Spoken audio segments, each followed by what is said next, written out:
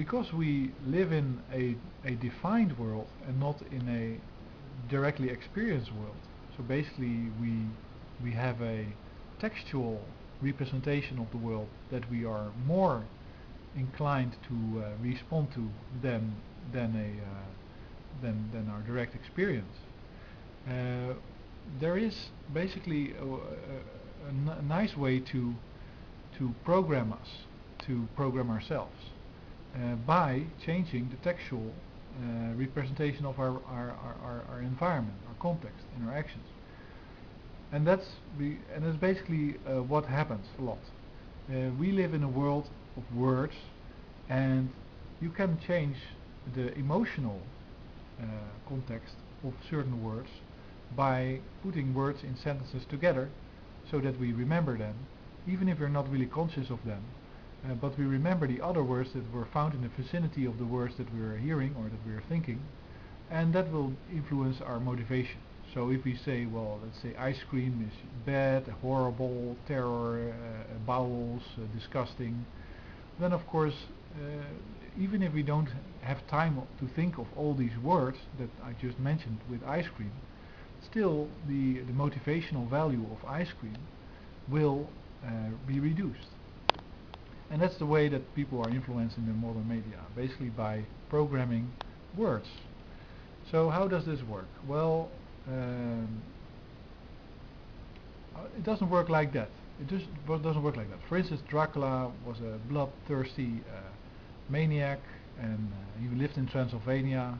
Still, we're not scared of people that come from Transylvania. It's a real place. And if we go to the castle, we're not really worried about Dracula. And if we know it's all fiction, because we have never been in an environment where we've been conditioned to really be afraid of vampires. It would be different if we were young and we look at a vampire movie, and our parents would start screaming and running around and getting the guns and shooting the television. I'm not sure. Whatever they did, it would have to be an act, an example of taking Dracula serious. And then we would have been very strongly conditioned to really be afraid of people with these funny teeth and stuff. So it really depends on that. It's not intrinsical, because of course he does have all kinds of elements of that we have been conditioned to, but the whole thing together, like the blood sucking and the dying people and stuff, but the whole thing together is not scary to us. So whatever you want to use in your motivational influence needs conditioning.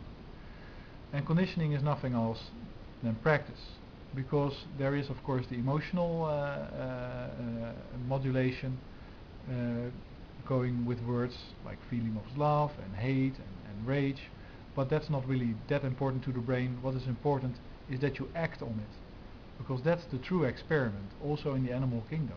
If you act on it, then you'll find whether what you do is smart or not, because you might die, or you might get hurt, or you might get food, or you might get reward. You have to act on it, and that's dopaminic.